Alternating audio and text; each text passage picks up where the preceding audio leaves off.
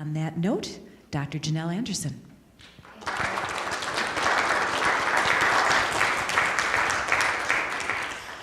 It's a pleasure to be back up here. I spoke about a year ago to this same community, and even though I'm a somewhat irregular speaker here, I am a very regular attender. So I am usually here at 10:30 on Sunday mornings, and my daughter is usually downstairs, as she is right now.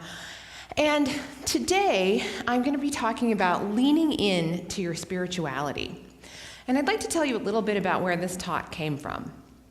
When the book Lean In, which maybe you've heard of, when this book Lean In, which is written by Sheryl Sandberg, she's the chief operating officer of Facebook, and this book came out in March of this year, and the book is really targeted towards women and talks about how to lean into their careers.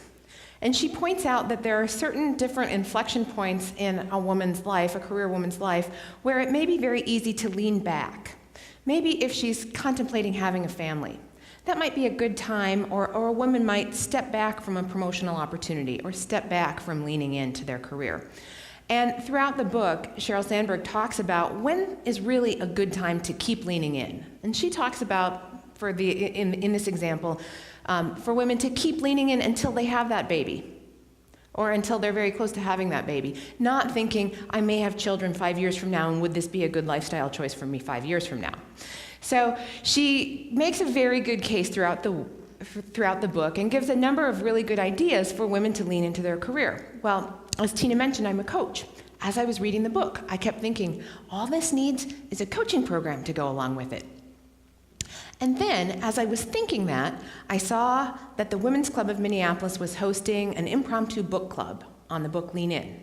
So I went to the event, and I sat down at a table, and it was structured like a book club. It had questions for you to talk with the people at your table about the book.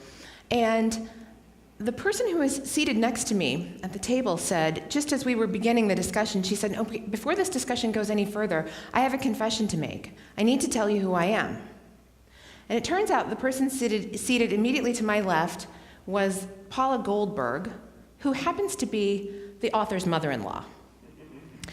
And so I mentioned to her my idea about a coaching program based on the book, and she said, "Oh, you should do that. Sheryl would love that. Sheryl would love for you to do that." And so I said, okay, I have the blessing of the author's mother-in-law. I really need to do this. So I put together this coaching program, and I've run a few cohorts through it now. We did the first one this summer, and I have another one going this fall. And as I've been working with these women and then sitting here every Sunday morning at 10:30, I've been thinking, what about lean into your spirituality? There's a talk for this audience brewing inside of me. Lean into your spirituality. And I thought, I wonder if I should run this by Gary. Gary Persian organizes the speakers here. And so that idea had just been niggling at the back of my mind. You should talk to Gary about this. Mention this to Gary. And then one day, a couple of weeks ago, in my inbox, there's a message from Gary. Would you be willing to be the speaker on the 22nd? Yes, I have just the talk. It's been brewing for quite a while. So today I want to take a few of the principles that get mentioned in this book, Lean In, and rather than talking about leaning into your career, I want to talk about leaning into your spirituality with these same principles. And I'll share a little bit about what she talks about in the book so you get a sense of why that topic or why that theme. So the first one is to sit at the table. And Sheryl Sandberg talks about, the corporate meeting room where there's a table, and then if it's a busy or a big meeting, there might be some chairs around the perimeter of the room. And she shares a story from early in her own career experience where she walked into one of those conference rooms, and instead of taking a seat at the table, she sat in the perimeter of the room. And the person who was running the meeting, who was someone fairly important and extremely senior to her in the organization, said at one point during the meeting, "Well, Sheryl, what do you think?" And there she was, not sitting at the table. She was sort of cornered herself in the back of the room in one of the chairs around the perimeter. And she later realized how often women do that they'll feel that they're not important enough in the discussion to really sit at the table. So as you think about sitting at the table as it relates to your spirituality, what are you doing to sit at the table? And obviously the fact that you're here means you're sitting at the table in this manner. You're choosing a particular time of the week to attend a service and connect with other like-minded people. But what else are you doing to sit at the table? So as I thought about sitting at the table and how it relates to me in my spirituality, scheduling it sometimes is what you need to do to make it a priority. So is there a place in your calendar other than Sunday mornings at 10:30 that you might be scheduling some spirituality for yourself? Is there a way that you are sitting at the table outside of this hour that we have together in a very, very regular and meaningful way? And that can take a number of forms. So sitting at the table can be waking up and first thing in the morning doing some yoga, or waking up and first thing in the morning having a meditation practice or a prayer practice, or perhaps as you're falling asleep at night, again, having a meditation or a prayer practice. I encourage you to think about what would those practices be for you if you really wanted to lean in to your spirituality and really take it on in a different way. One of the ways that I lean in to my spirituality, and really my whole life as well, is every other Thursday morning. I'm part of a mastermind women's group, and my dear friend Eve, who is part of that group, is here with me today. And that is something that's on my calendar. I insist upon it. I schedule the rest of my life around it, because who those women are and the community that we have together is something where I both literally have a seat at the table because we meet at a restaurant and we sit around a table, but I have a seat at the table in their lives, and they have a seat at the table in my life, and we hold each other accountable around things related to our spirituality, as well as other parts of our life as well. But all 6 of us who are part of that group have a seat at the table. What ways can you have a seat at the table in your own spirituality and in your own spiritual practices that you're not having right now?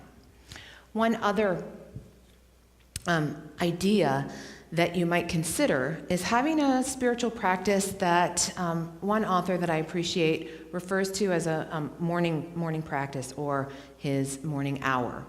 And this is something that I have 2 small children right now, and so this is something that I'm gradually trying to work back into my life. But before my 2 youngest children were born, I did this regularly. And it was this morning hour, or you might think of it as an hour of power, where you divide the hour between several things that give you spiritual energy. So it might be meditation or prayer. So you might think 20 minutes of meditation or prayer, 20 minutes of exercise to get the blood flowing in your body, 20 minutes of inspirational reading. And right there you might have your hour of power. You might structure that hour of power with it being a complete hour of one thing. Or you might structure it as 15 minutes of yoga, 15 minutes of spiritual reading, 15 minutes of prayer or meditation, 15 minutes of exercise.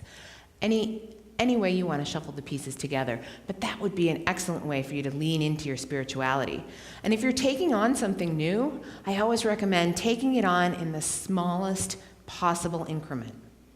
So you might be thinking, Janel, an hour? I already get up at 6 or 5:30, so to get up at 4:30 or 5, man, that seems like more than I could take on right now. So what I'd suggest to you, start with 5 minutes. If 5 minutes feels like too much, start with 2 minutes. Start in the smallest possible increment that you know you'll be successful. Because if you can lean into something and get some success, you're going to want to lean into it again the next day, and the day after that, and the day after that. If you set yourself up for an hour and you can't get your body out of bed to do that hour, then you feel really defeated, and then the next day you won't want to even try. But if you can start with the smallest possible increment and lean in that way, you'll build some success, and then you'll want to move on to the next. So take for a moment and think about what would be a place where you could take a seat at the table to lean into your own spirituality that you're not doing right now. Or maybe you have a seat at that table, but you want to sit there more fully. So think of a spot. Think of a spot where you could have a seat at the table. One of the next practices or topics in the book is she talks about your career development, and Sheryl Sandberg says it's no longer a career ladder, it's now a career jungle gym, because we don't all have this very straight and linear path. And my path, Tina mentioned I was a college professor. Well, if we dial it back before that, right when I graduated from college, I worked for essentially the equivalent of the City Pages, but I was in Boston, so it was called the Boston Phoenix. Worked there for a little while. Then I worked for a startup company that did telecommunications products for hospitals, and I was a trainer, and I traveled the country training people on how to use the new product. Our company was venture capital funded, and as I saw the venture capitalists demand a bigger return on investment, and as I watched how they led the organization, I got really curious about leadership communication, and that led me back to grad school, and I got a PhD, and then I taught communication in college. And then I was at the University of Minnesota, and I kept getting tapped to do these special projects. Someone needs some training in this area. Someone needs public speaking training, these different things. And I got to do these little one-off projects, and I thought, well, these are really fascinating, and they're way more fun than grading papers. How could I make this my real career? And then I thought, well, I don't have any big company experience, so maybe I should go work for a big company for a couple years, kind of get that under my belt so I can understand what it's like to really be part of a big company. So I did that for what meant to be 2 years but turned into 5 because it was a great organization with wonderful people. And then I had this niggling in the back of my head, remember you were going to go off and do that stuff that you used to get to do at the University of Minnesota? You were going to go make that your career? When's that going to happen? So about 3.5 years ago, I made that happen. And so that's not a ladder by any, I couldn't draw a ladder that would fit in, but it certainly fits into the jungle gym metaphor. So when you think about your spirituality, it doesn't have to look a certain way. It doesn't have to be a linear practice. It doesn't have to look like what your parents' spirituality looked like. And it doesn't have to look like what your neighbor's spirituality or your brother's or your sister's or your best friend's spirituality looks like. But what does it look like for you? What might that jungle gym spirituality look like for you if you really leaned into it? So that might look like a meditative practice, or it might look like prayer. It might look like coming to an organized service like this. It might look like coming to a service that's even more organized than this one and has the same speaker every week. It might look like drumming. It might look like knitting. It might look like meditative walking. It might look like running. It might look like yoga. It could look like anything you want it to look like, or any combination of those things. So when you think about your own spirituality and what it looks like if you were to really lean into it, what are a couple of areas that you might want to take on or reinvigorate to really lean into your own spirituality, knowing that it does, and giving yourself the full freedom that it doesn't have to look like anything that anybody else's looks like. In fact, if it's the more highly individualized it is to meet your own needs and the kinds of spiritual connections that you are drawn to, you'll be more inclined to do it because it will feel right, and you'll be more inclined to be able to really lean into it.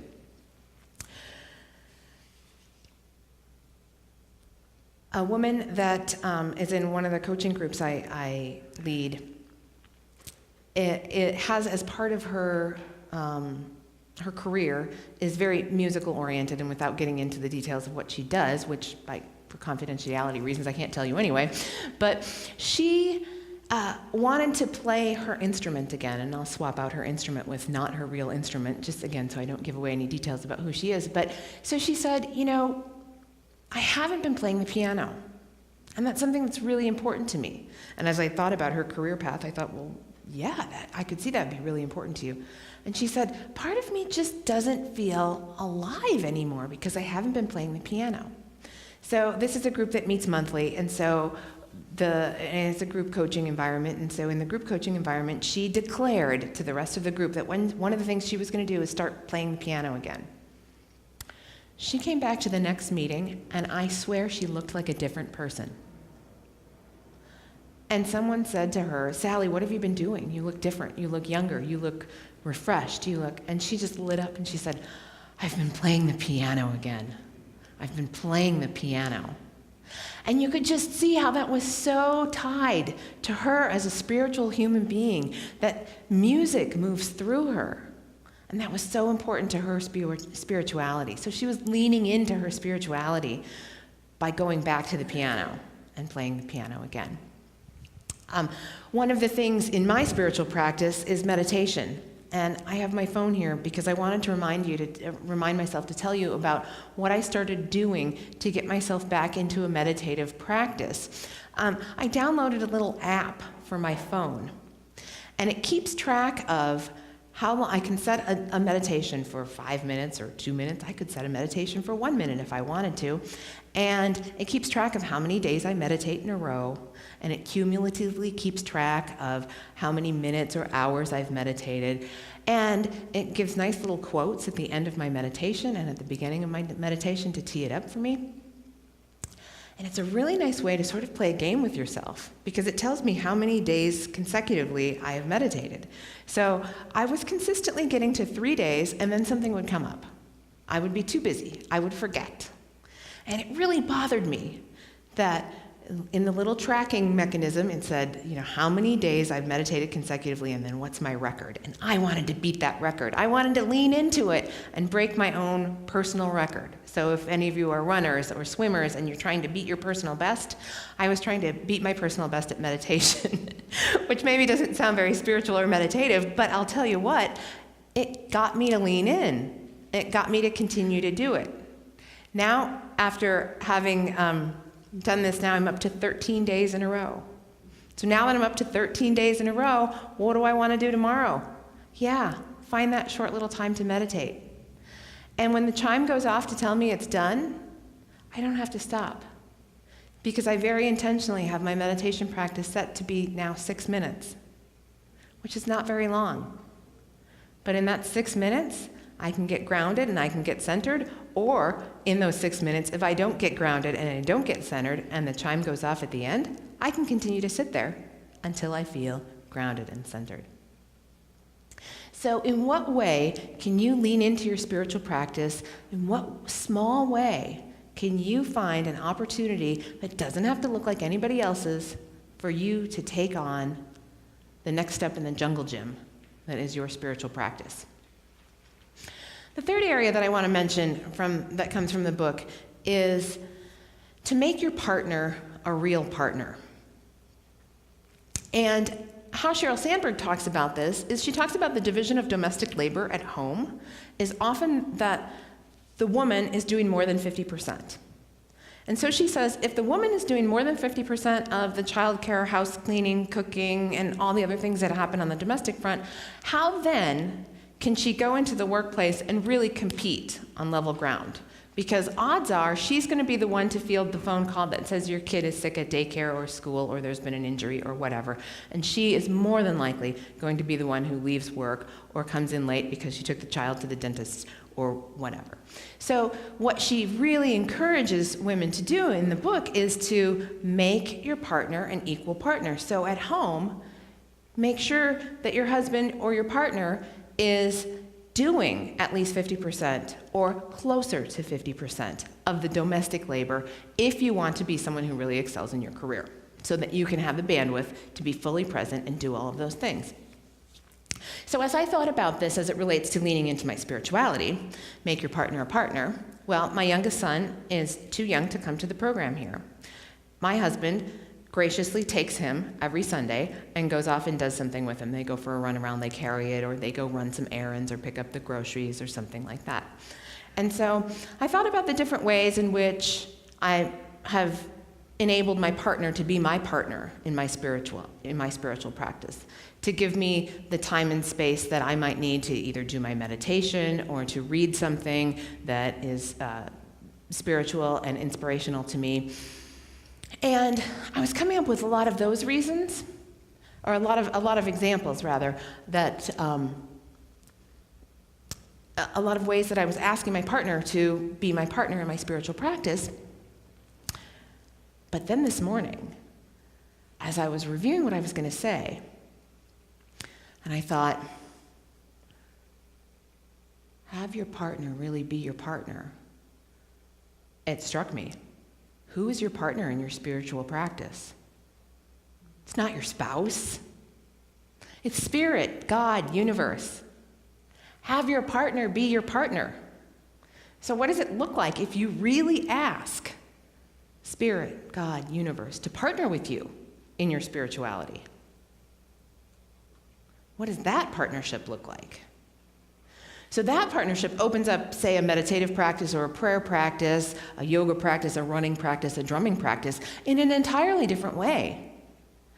Especially when you're doing a solitary activity. It's not just you. If you bring your partner into the practice, it's you and God. It's you and spirit. It's you and universe on the yoga mat, running around the lake, drumming, whatever it is you do.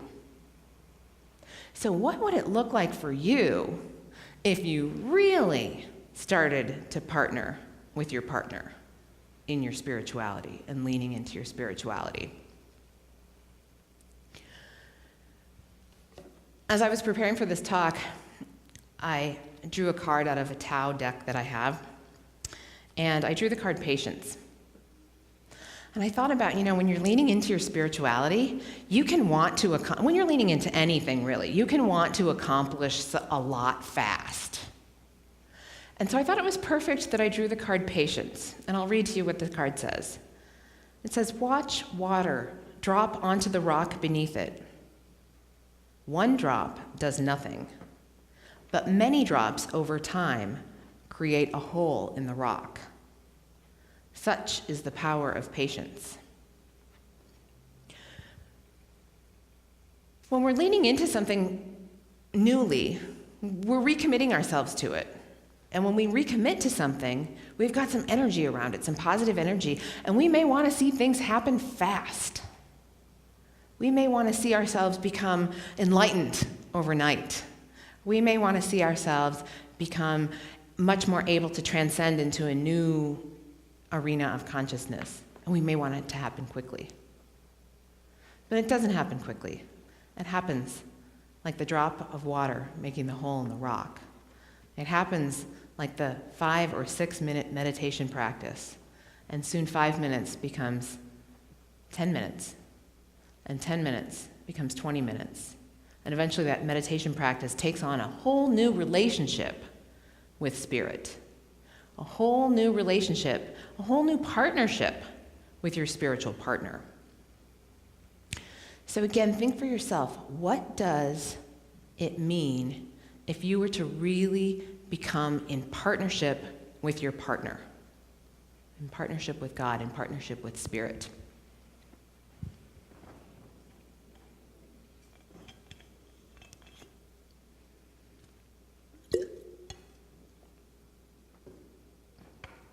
Another piece around being in partnership means that you need to make some asks. You need to make some requests. You need to make some requests of yourself. And what do those requests look like?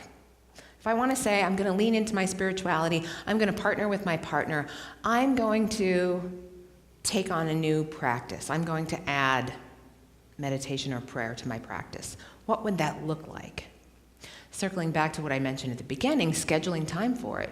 So maybe that means putting some reminders in your calendar, letting other people know that what you're up to, but making a place for yourself where you can first step into it, making some requests of yourself. Another place that you can look to is making requests of other people.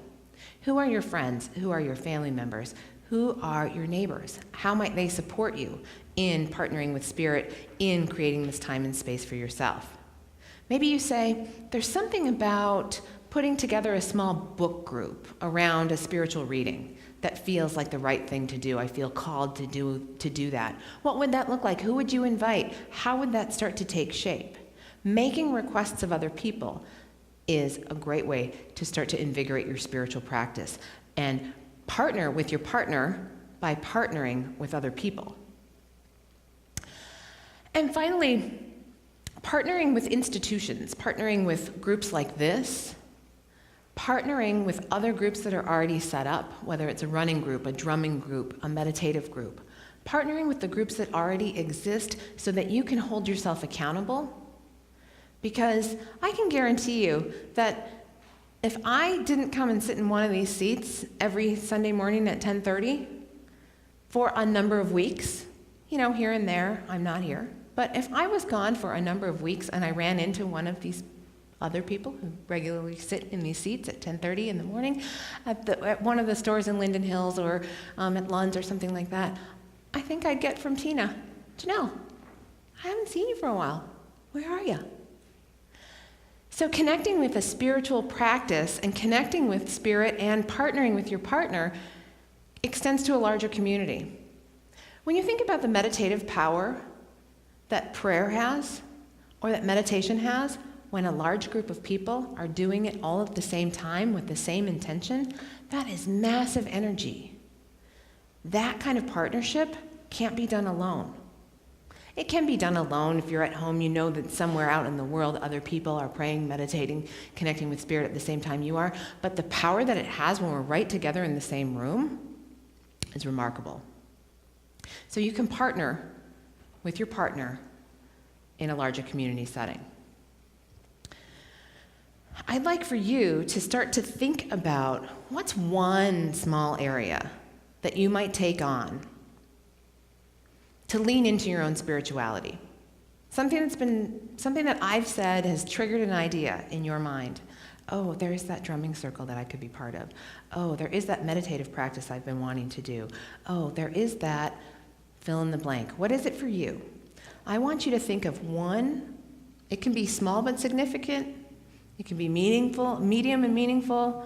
It can be large and luminescent. But pick one thing to hold in your mind's eye for a few moments as we do a visualization and meditative exercise. Think of one area that you might take on, one thing that you might do to further lean into your spirituality. And hold that in your mind's eye. Now, as we get ready for this exercise, if it's helpful to put both feet on the ground, if that makes you feel more grounded, go ahead and do that. If you want to soften your gaze or close your eyes, feel free to do that as well. This is a meditative and visualization exercise that you can use beyond our time together today to really bring yourself into taking on this practice for yourself. So I want you again to bring clearly into focus that one thing that you're going to do, or just pick one if you have several ideas. Pick one that we'll work with right now. And imagine that you see yourself doing it.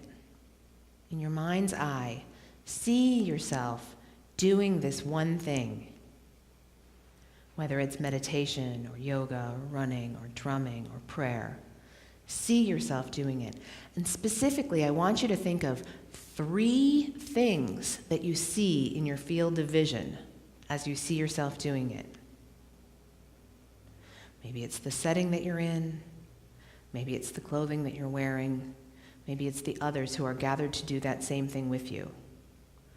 But I want you to see 3 specific things in your field of vision as you're doing this one new thing to lean into your spiritual practice.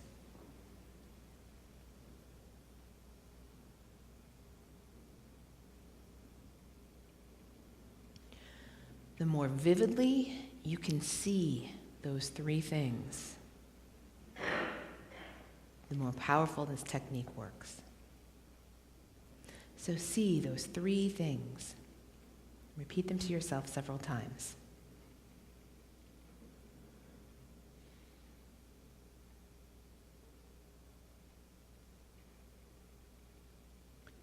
Now I want you to turn your attention to what you hear as you're doing this spiritual practice, as you're leaning into your spirituality in this new way. What are 3 things that you hear as you're doing this? Maybe it's the silence of meditation, or maybe it's the sound of traffic on the street that faintly registers during your meditative practice, but you do not think about and you do not bring it into your consciousness. Maybe it's the sound of your footsteps hitting the pavement as you run.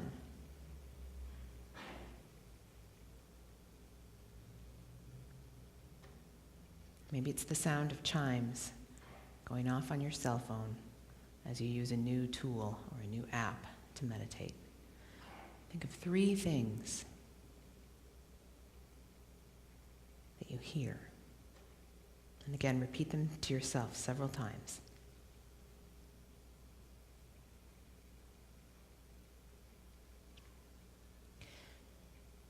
Now turn your attention to your mouth.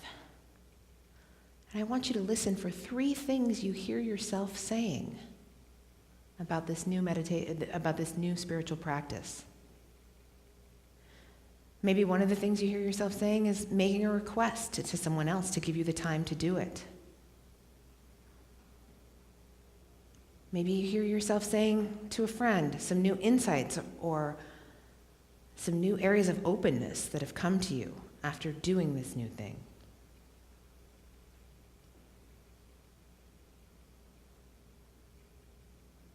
Maybe you just hear yourself saying to yourself, I'm so glad I started doing this, or I'm so glad I restarted doing this. So think of 3 things that you hear yourself saying, 3 things coming out of your mouth about this spiritual practice.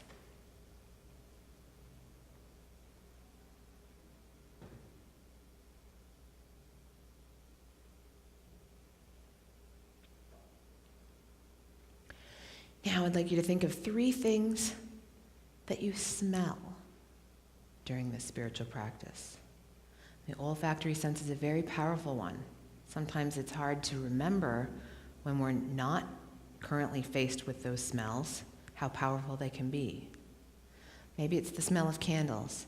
Maybe it's the smell of fresh air. Maybe it's the smell of the leather stretched across your drum. Maybe it's the smell of your yoga mat. But think of 3 smells that can powerfully bring you into that place where you do that practice, that spiritual practice. Remember what those smells smell like. Remember the memories that they conjure for you.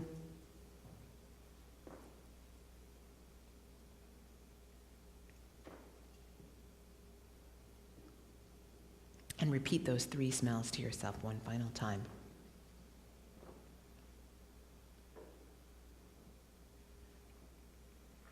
Then turn your attention to your hands. And I want you to think of 3 things that you physically feel as you set about doing this spiritual practice.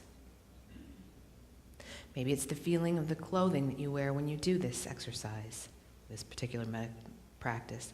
Maybe it's the feel of the pages in a book, whether they're the pages of scripture or whether they're the pages of other inspirational reading material.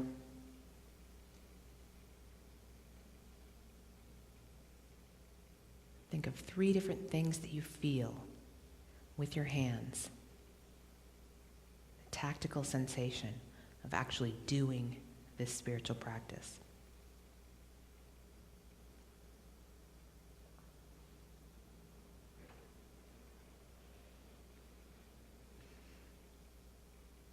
And repeat those 3 tactile feelings again to yourself, the 3 things that you feel with your hands.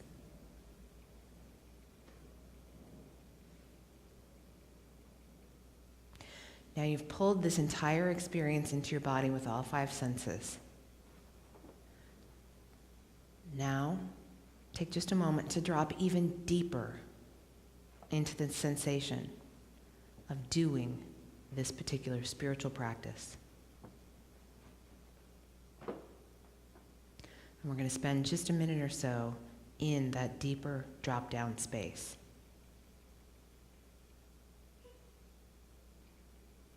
Feel the other sensations in your body as you're in this space. Feel how your blood is coursing through your veins. Feel your rate of breathing. Feel your heart rate. Feel as many systems in your body as you have access to feel what it does it feel like to take on this spiritual practice.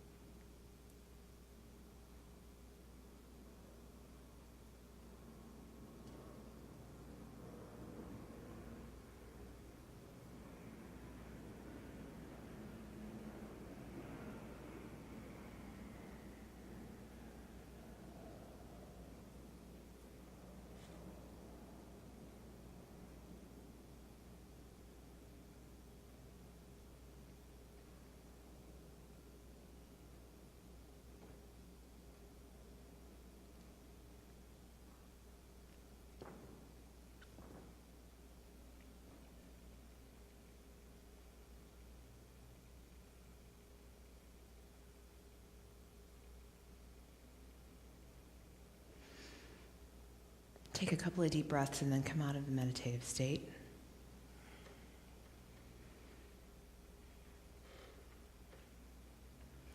Before the day is over today, I'd like you to find a time to pencil in your calendar when you're going to do that thing that you just meditated on. One of the things you might take on in your meditative practice or in your spiritual practice, is visualizing yourself doing your spiritual practice. The activity that you just did now is a great one to do just before you fall asleep.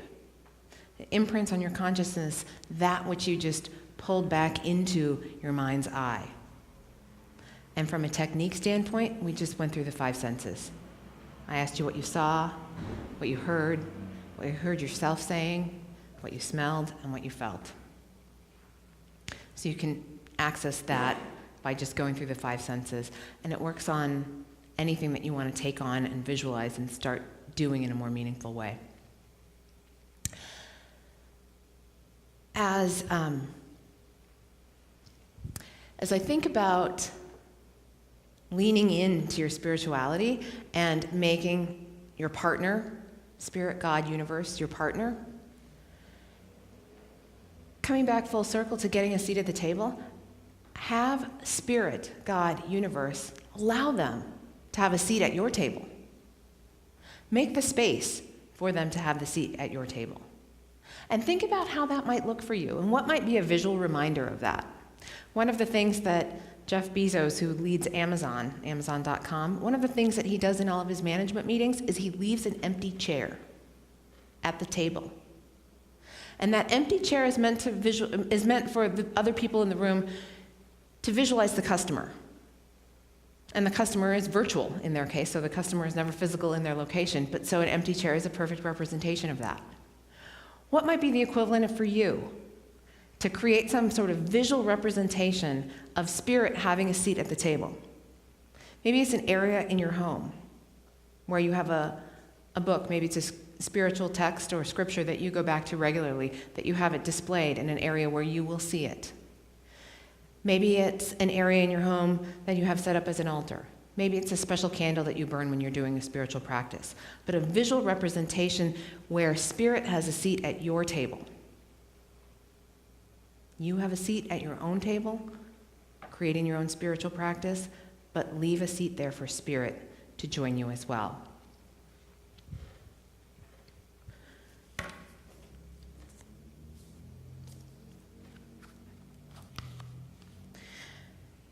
I'd like to finish up with a couple of quotes or reading a section from the prophet Khalil Gibran's book. And this is a very important book to me and to my family because this was my father's favorite book. And this is in the section of the book where he says, speak to us of religion, or speak to us of spirituality. Who can separate his faith from his actions, or his belief from his occupations? Who can spread his hours before him, saying, this is for God, and this is for myself, this is for my soul, and this is for my body? We can't separate them. If we try to make artificial distinctions and separations, they don't land true. Your entire life, your entire waking life is part of your spiritual practice. Think about how does that shift if you were to lean into your everyday life as part of your spiritual practice. Another quote from this same section. Your daily life is your temple and your religion. Whenever you enter into it, take with you your all. Take with you your all. And finally, and if you would know God, be not therefore a solver of riddles. God is not a solver of riddles. Rather, look about you, and you shall see him playing with your children. And look into space, and you will see him walking in a cloud, outstretching his arms to the lightning and the descending rain. You will see him smiling in the flowers, and then rising and waving his hands in the trees. You will see him everywhere. I encourage you as the next week goes on to lean into your spiritual practice, to take on something in a new way and to take on your daily life in a new way, thinking of your entire daily waking life as part of your spiritual practice. Because as we know, we can't separate our spiritual practice entirely from everything that we do in our life. It's present everywhere. So I invite you to lean in.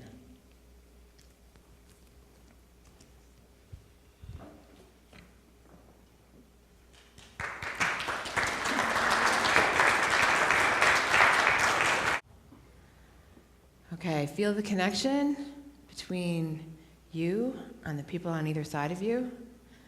Feel that connection traveling all the way around the circle. Now I want you to just very gently lean a little bit to the right, lean a little bit to the left, lean a little bit in, forward, lean a little bit all the way out back.